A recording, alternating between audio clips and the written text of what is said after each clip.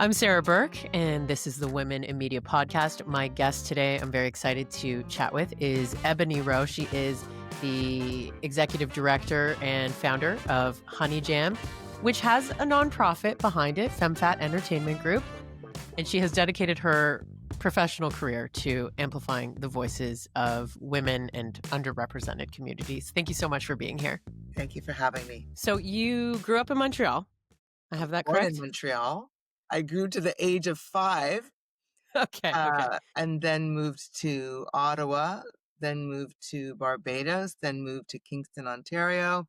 The majority of my life since the age of 12 was in Toronto. You know, this is a profile piece on you. I wanted to sort of go back in time to what brought you into this space and the calling to support other women in mentorship, in business, in music. So where did all of that start for you? Was it, you did mention to me before we hit record that you played piano as a kid, but where did this come from? So the idea of mentoring, giving back, community, is kind of how I was raised. Both of my parents were very much into community work and giving back. Yeah. So it's just kind of in my DNA. Um, but specifically, how Honey Jam came to be was through a mentor program that I started for at risk Black youth called Each One Teach One. Oh, yes, yes. Started hanging out with teenagers, and they were all listening to gangster rap, which was extremely misogynist. I went to the biggest hip hop DJ because I was seeing the behavioral effects of this level of aggression, disrespect of women, and how it was kind of being imported and seeping in to their consciousness. Because there didn't need to be clean versions of these songs Yeah. at the time. This is the wild, wild west.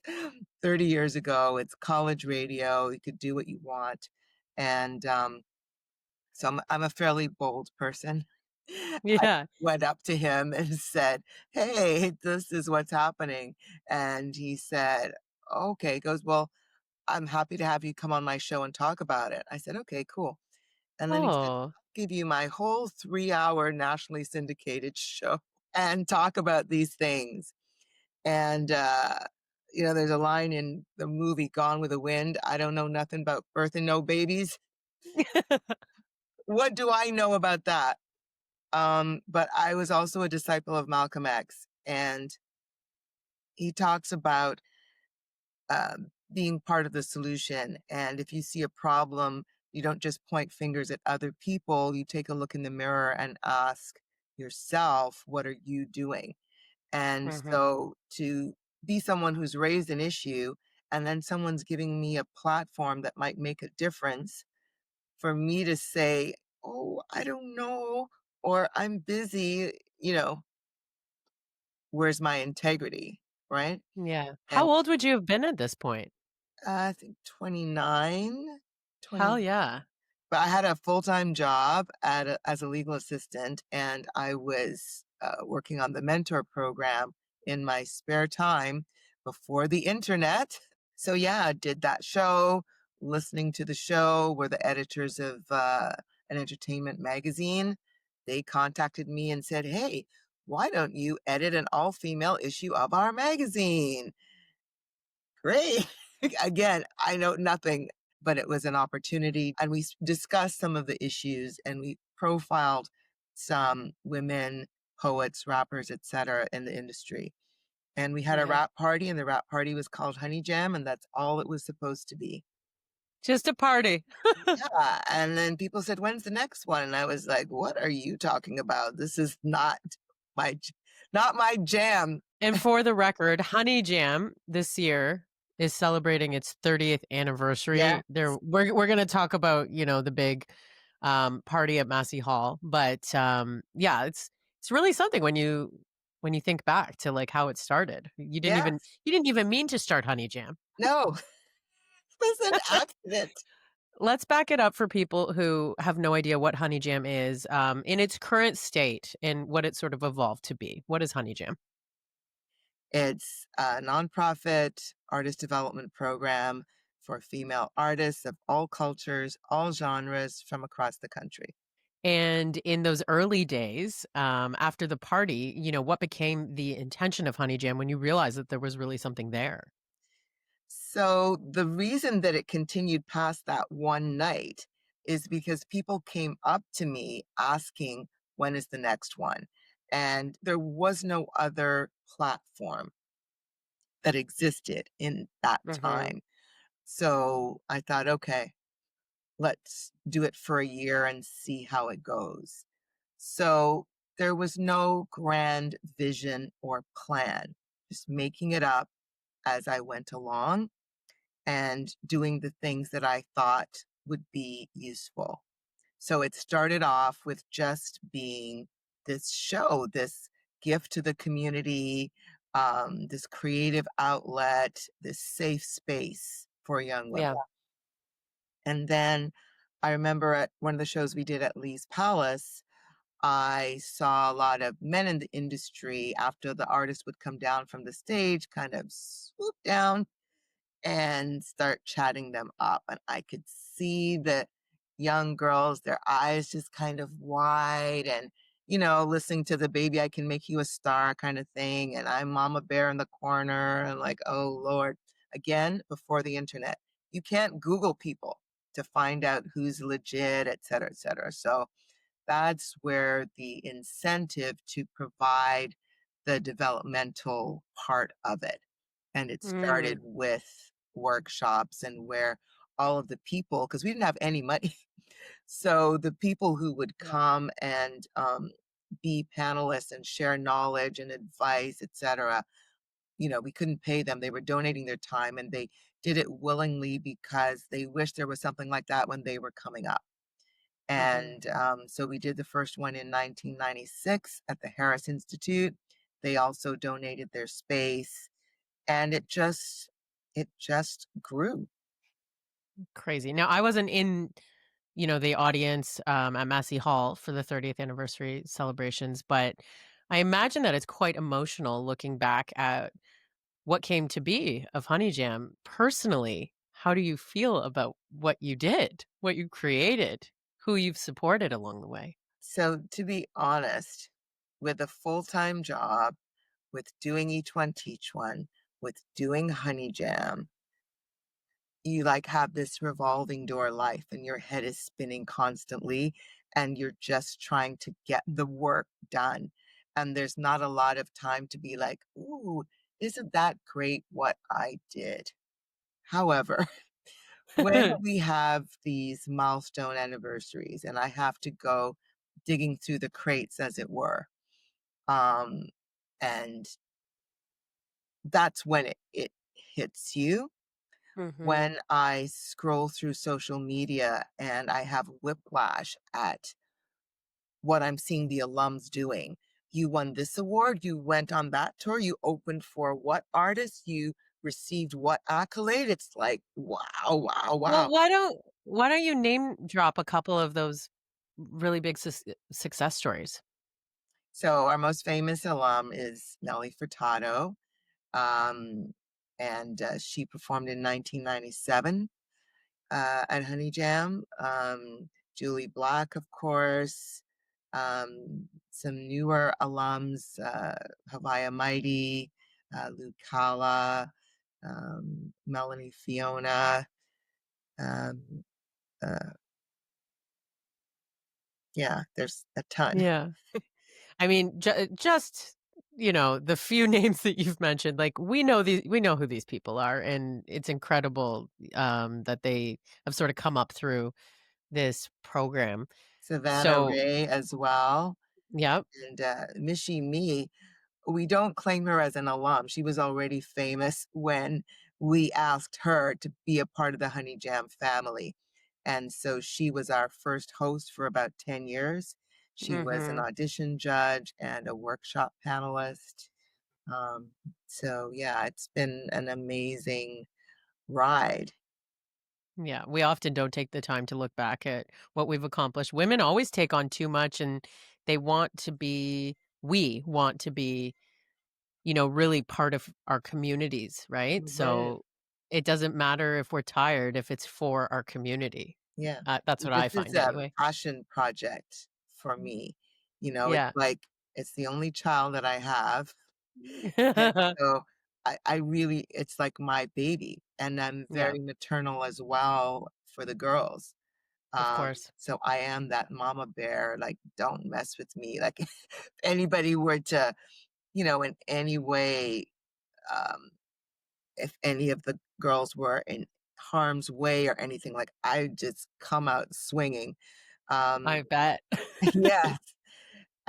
So yeah, I'm very protective, I'm very passionate.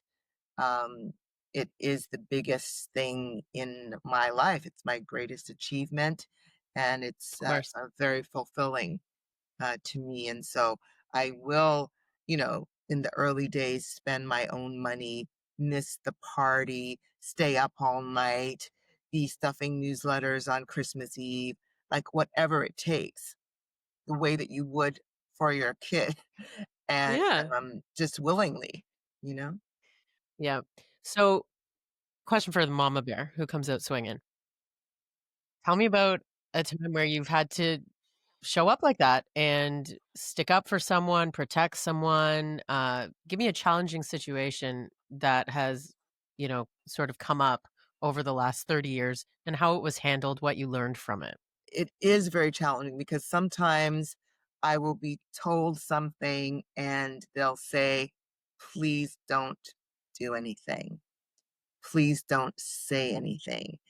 And I'm just white knuckling it and thinking, how can I address this without an assault charge? Like hitting someone, How Yeah. can I protect them without divulging information? Because you don't want to be blacklisted. There's a It was line. Yeah, still at that for sure. time extremely male dominated, and, before Me Too and before certain things were known, before certain things were that's absolutely unacceptable. So things come up. I wouldn't say often, but I would say that I'm always ready to pounce. I often get calls with somebody wanting an artist to perform, right? And so I know that they aren't experienced enough to maybe negotiate or to even stand up for themselves. And so I'm going to advocate on their behalf and Mhm. also make the person making the request understand that while they are new and while, yes, you don't have any budget, there are so many ways of payment that do not involve funds. And so I'll ask, is there going to be a photographer there? Is there going to be coverage? Can she get a video clip? Can there be something on your website? Is there going to be refreshments? And I also remind them there are still expenses that the artist will have in terms of transportation, getting makeup and hair done, getting an outfit, Yeah. and just educate them because there are things that they don't even consider. They just think, "Oh, I'm giving this person an opportunity to perform. They'll should just be Yeah. grateful," and there you go. Yeah. So there's a lot of that goes on that the artists aren't even aware of that I do for them, and that acts as education for other people so that they may know better the next time that they make a request and to take certain Yeah. things into consideration. Mhm. So the idea of mentorship, and I know that that's been part of your entire professional career, as it Yeah. seems. um, who mentored you? Who did you look up to when you were coming up? Who made you feel safe and encouraged? So one of the things that I tell people about mentorship is that for myself, I have so many mentors who I've never met, who'd have no idea that I exist, and that you can get mentorship in that way by reading about someone's life story, by watching how they conduct themselves, being inspired by that, looking at that as a blueprint, and then taking different things cafeteria style about what works for you. right? Mhm. So I would say my very first mentor is my mother, you know, single mom, 3 kids. And I remember when the split first happened, we were in a 2 bedroom, and myself and my sister had one room, my brother had another room, and she was on the couch. And so that idea of making the sacrifice and Mhm. having a couple of different jobs and just getting on with it. There's no time to sit and be victimized and this shouldn't have happened and poor me and all of that. I think I got that from watching my mother just plow ahead. Nobody cares, get it done. Right? And I'm very much like that, a taskmaster. I'm not a big coddler. I'm not a big boo-hoo. Why is this happening? It's like, this is a goal that I want to achieve.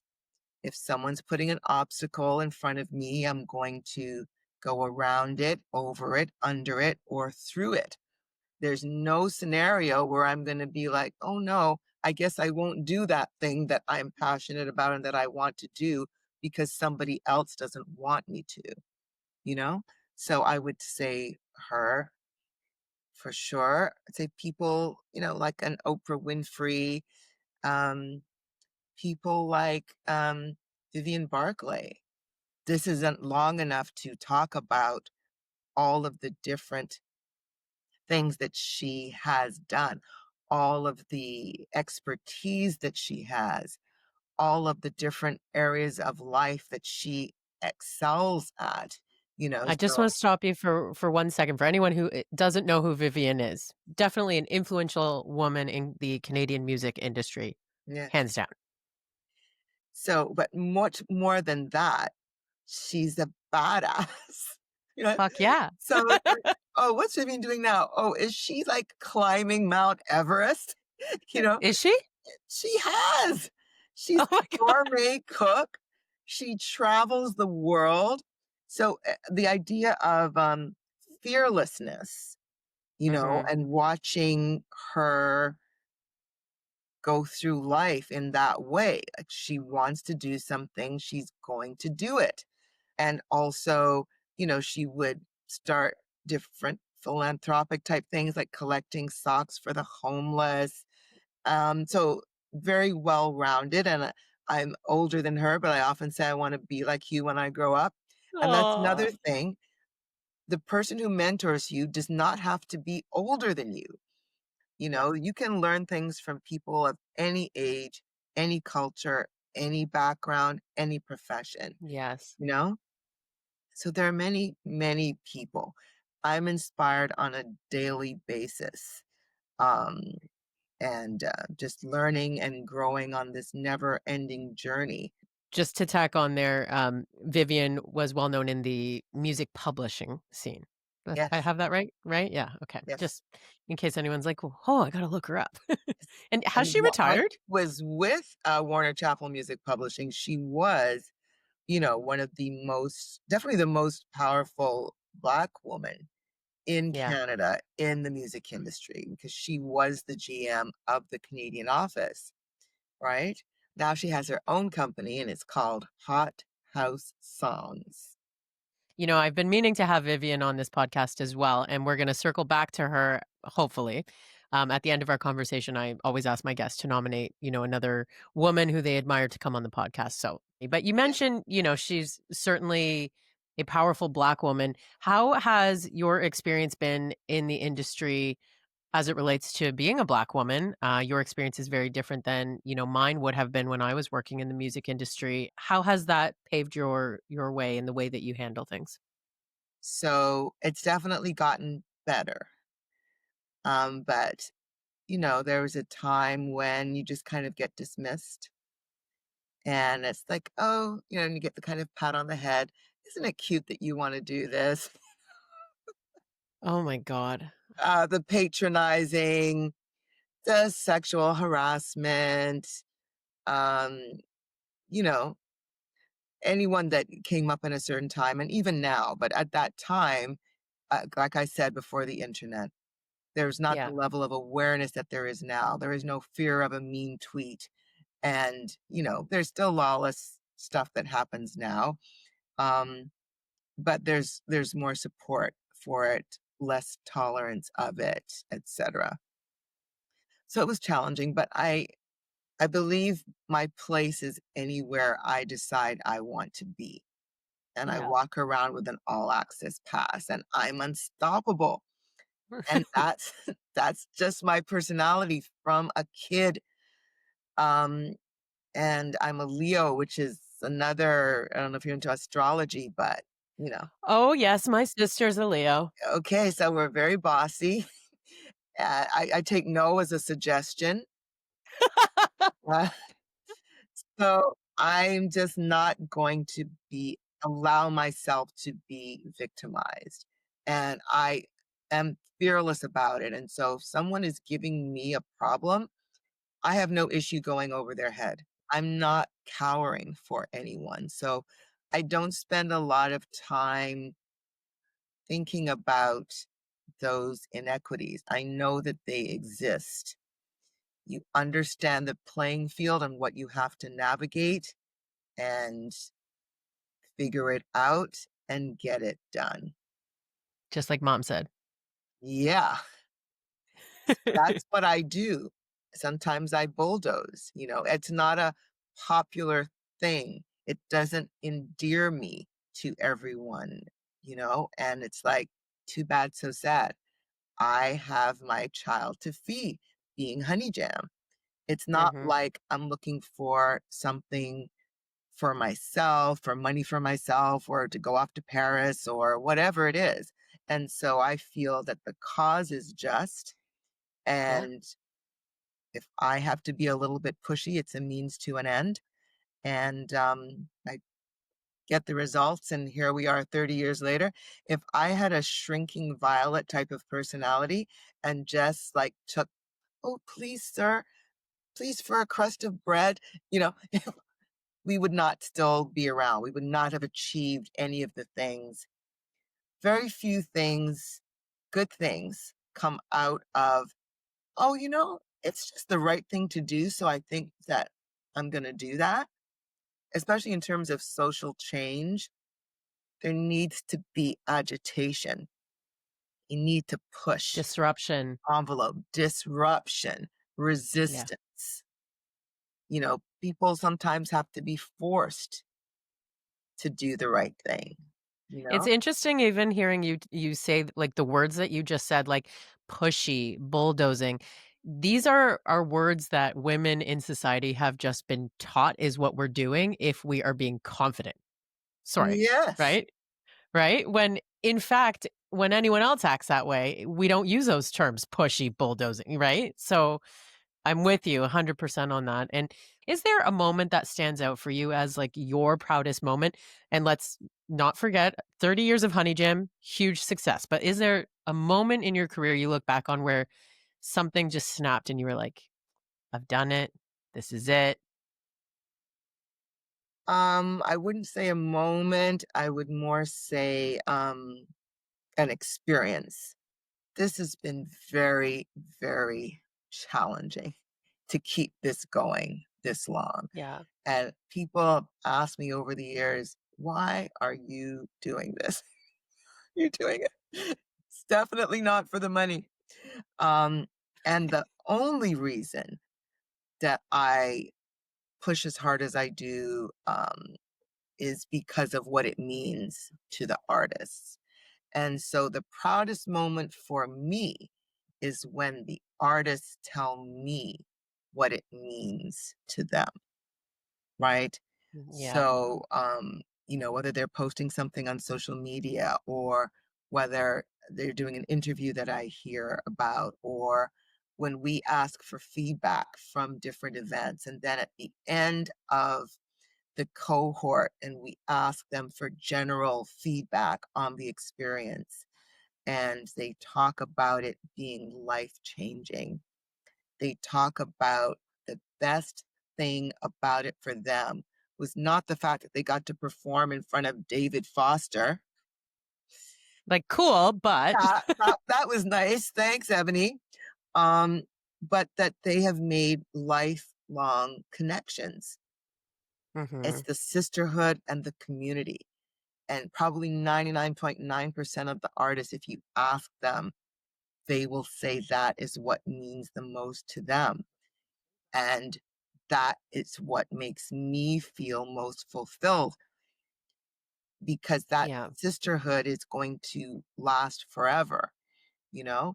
And so you see them supporting each other, you see them writing songs together, you see them opening up for each other at events, and you see them like bigging each other up on social media. And so that is very satisfying to me.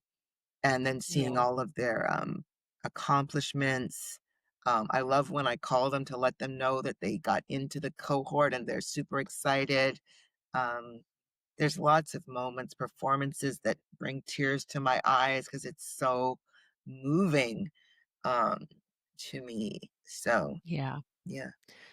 It's incredible. And community at the heart of all of it, especially based on what you just said, because I mean, I could read, and I am going to read a couple of these.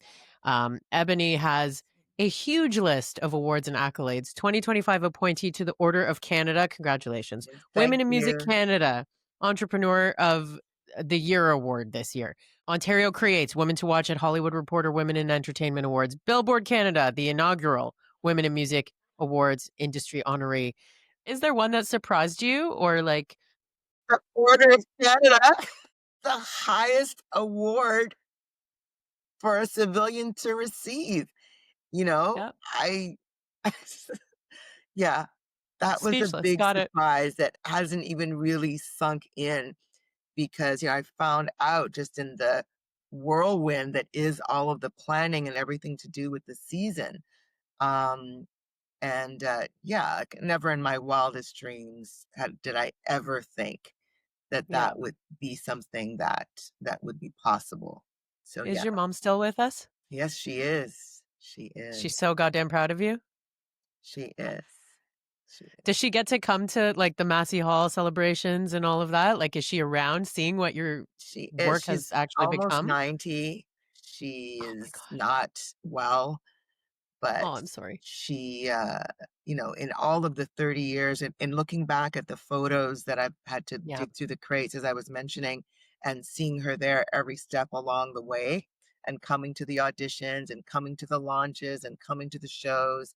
And with this being the 30th and it being the biggest event that Honey Jam has ever done at the iconic Massey Hall, I said, Mom, even if you're only able to come for 5 minutes need you and there. see, because she's never been to Massey Hall, I said, Yeah, I would love for you to be there. And we made it yeah, happen.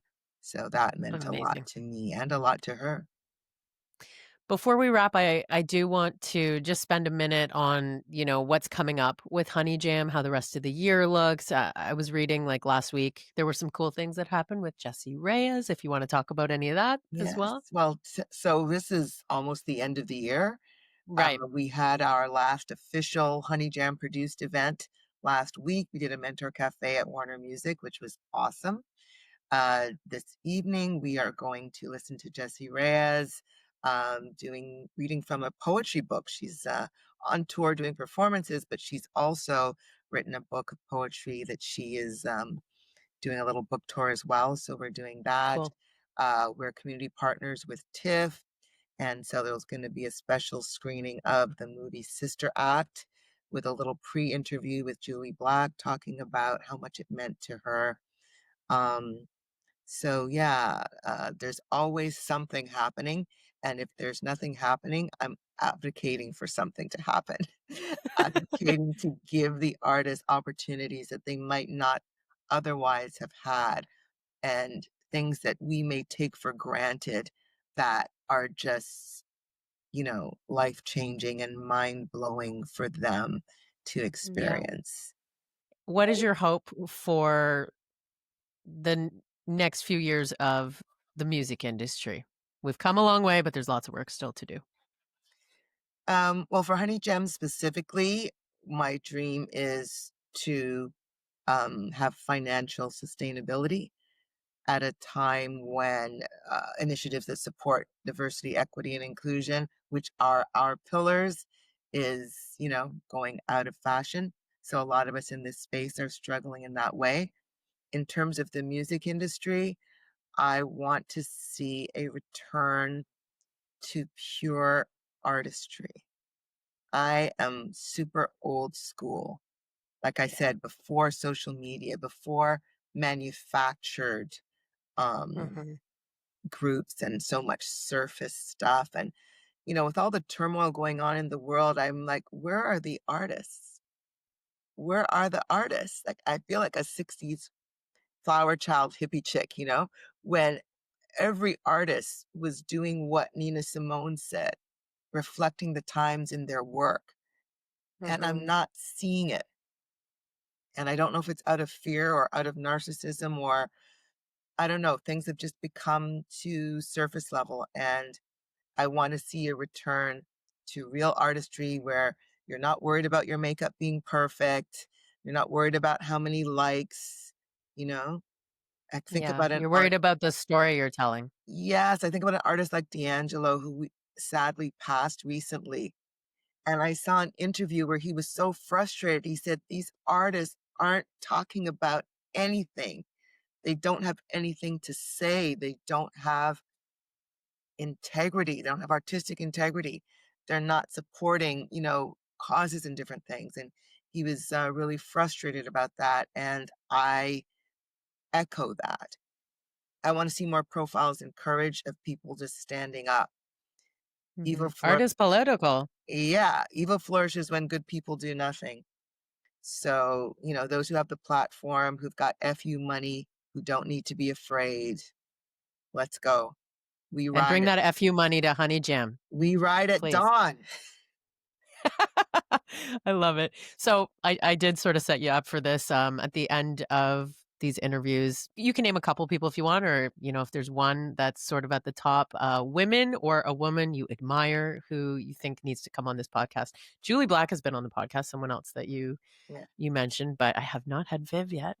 Okay. So, in terms of someone to nominate to be on the podcast, I would love to see Vivian Barclay be featured. Well, thank you so much for your time today. Big congratulations on the big 30th anniversary year and everything that you've accomplished. Thank you. This was a lot of fun. Yeah, I hope we get to meet in person sometime soon. Me too. Find more information about Ebonnie Rowe and Honey Jam in the show notes or at womeninmedia.network. If there's someone that you really think I should speak to for this podcast, feel free to send me a note. A reminder to follow and subscribe on your favorite podcast app. And thank you so much for listening.